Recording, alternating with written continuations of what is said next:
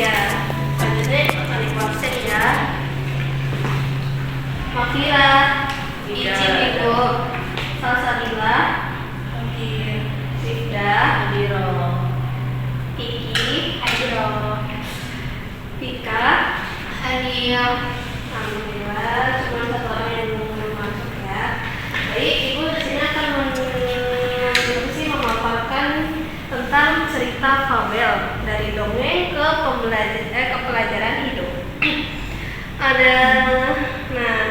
Di sini Ibu akan menjelaskan tujuan pembelajaran kita hari ini, yaitu pertama ada memahami konsep fabel dimulai dari pengertian teks, kemudian ciri-cirinya, lalu tujuannya, kemudian ada struktur teks fabel, kemudian menyampaikan pesan moral dan nilai kehidupan yang terkandung dalam teks fabel. Lanjut, yang pertama ada pengertian fabel.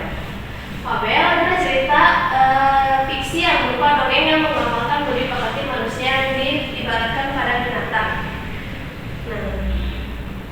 Kemudian ada ciri-cirinya. Siapa yang mau baca? Saya boleh Rida.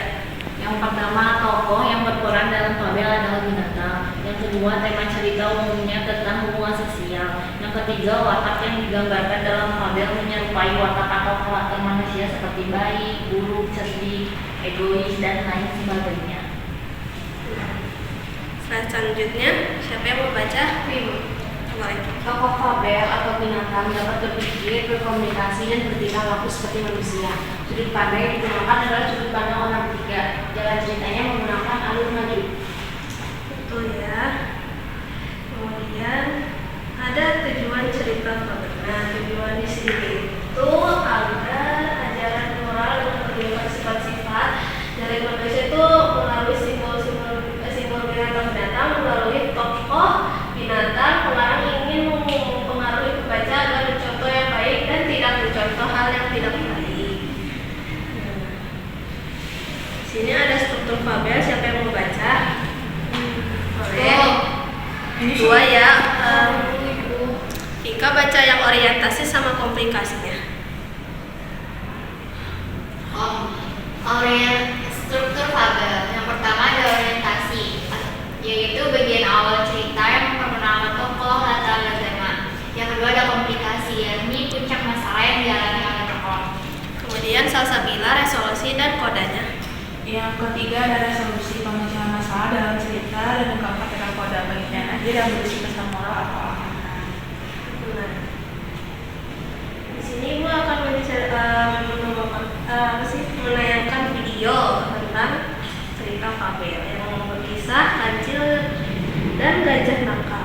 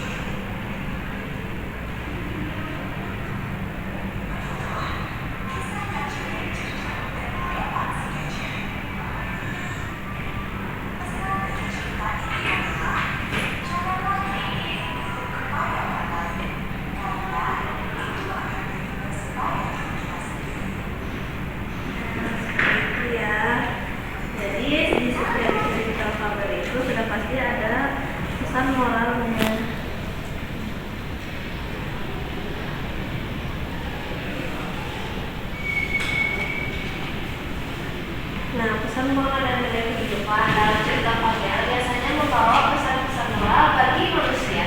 Pesan-pesan moral tersebut antara lain tanggung jawab, kejujuran, disiplin, dan lain sebagainya. Ibu di sini ada tugas. Mau ice breaking dulu atau mengajarkan tugas dulu? Ice breaking. Oke. Kalau ice breaking, ibu mau kalian semua menggerakkan tubuh kalian dengan semangat.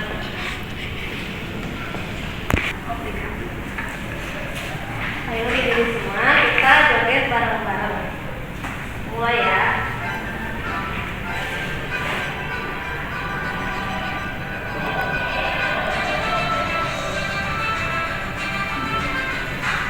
Tepuk tangannya.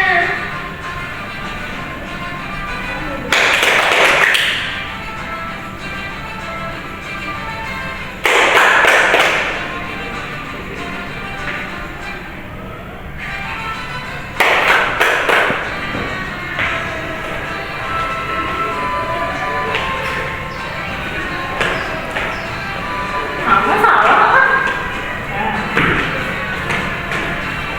Semangat ya.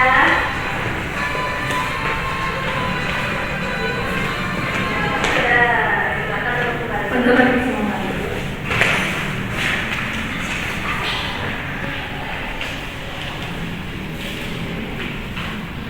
Ibu itu ini soal dan ibu mau dan jawabannya ibu mau kalian tulis di sini ya. Mengidentifikasi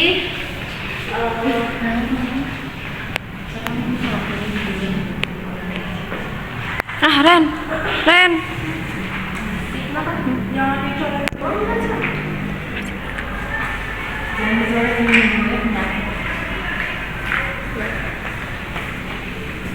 Ibu mau kalian mengidentifikasi teks pemahaman tersebut yang berisikan oleh analisis ya anak-anak. Ya, 10 menit cukup waktunya?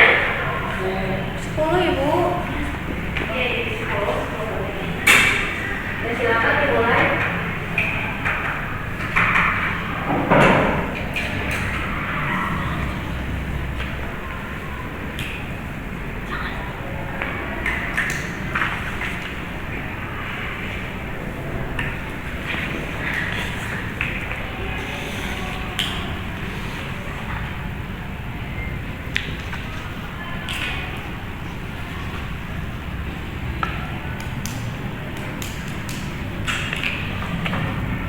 Yan.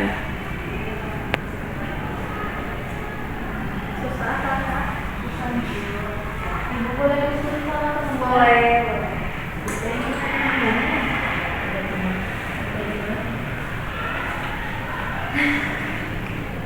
Kalau ada yang kesusahan, namanya dibantu ya. Kita diskusi bareng. Ya. Karena ini pembelajarannya analisis. Ibu kita nggak bisa. Bisa nih. Sekarang nanti bilang ada sama ibu udah. Saya udah.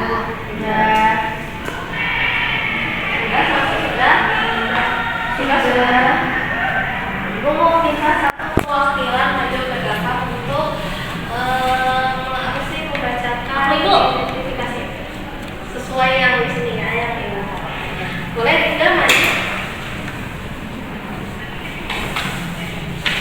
Hai guys. Hai. Ini saya akan membacakan struktur fabel.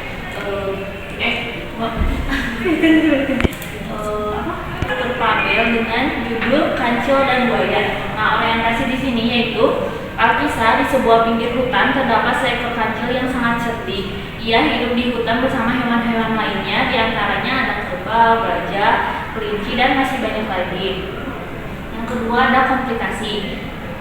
Pada suatu hari ia merasa lapar, kemudian si kancil bergegas pergi untuk mencari makan. Ketibanya di tepi sungai, ia melihat sebuah pohon rambutan yang sangat rimbun di seberang sungai. Si kancil berniat ingin mengambil buah rambutan tersebut, tetapi di dalam sungai terdapat banyak buaya yang sedang mengintai kancil.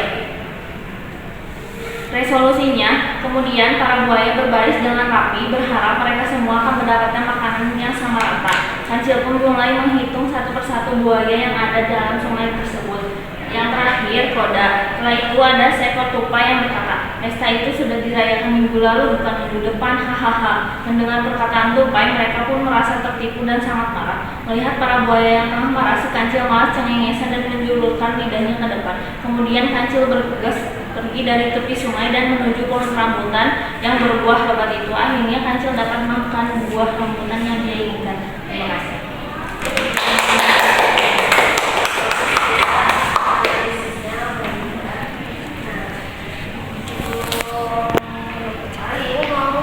Kalian sudah pasti sudah paham ya tentang cerita fabel ini. Ibu mau satu orang menyimpulkan tentang cerita fabel ini. Tika.